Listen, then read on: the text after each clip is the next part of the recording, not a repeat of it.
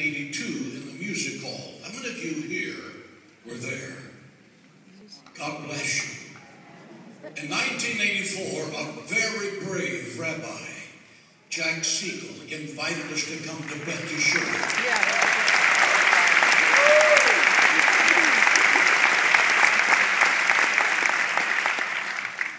I would like to take a personal moment to say that Houston was my hometown in the 1950s. I worked at Weingarten's supermarket for the fabulous salary of 40 cents an hour.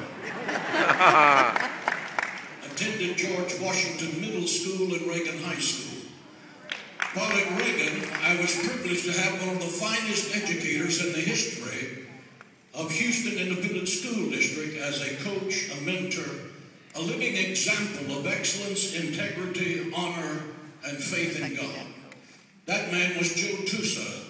He later served as the vice principal at Waltrip, 24 years as the athletic director in the Houston Independent School District for 37 years of total service, receiving 13 state and national honors for his outstanding abilities as an educator.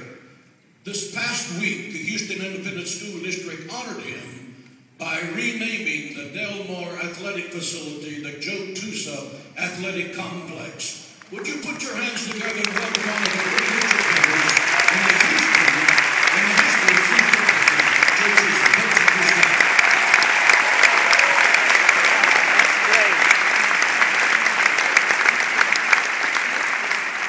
My profound appreciation to every spiritual leader who has joined forces to make this event possible tonight.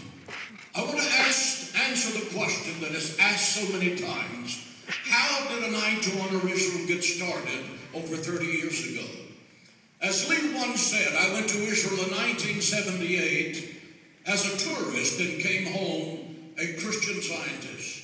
We went with a small group from our church while I was praying at the Western Wall, which has become my favorite place in all of Israel. I saw an elderly white-haired man praying, draped in his prayer shawl. His kippah was on his head, reading and kissing the Bible as he rocked back and forth. And I felt the Lord say to me, that man is your spiritual brother, and you know absolutely nothing about him, and he's terrified of you.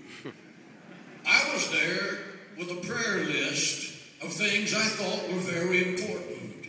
And here, heaven was interrupting in my prayer list. Sometimes God can take your well-ordered life and turn it upside down. And I felt the Lord say, I want you to use whatever influence you have to bring Christians and Jews together in an atmosphere of mutual love and respect. I thought, what a thought is that? So I quit praying, and that's enough. I left the prayer wall, and I found Diana, who was praying with the ladies, and told her what I felt I was supposed to do. She said, how in the world are you going to do that? She said, Christians and Jews have been fighting for 2,000 years. How are you supposed to do anything about that? I said, I don't know, but I know I'm supposed to try. And so she said, let's go shopping.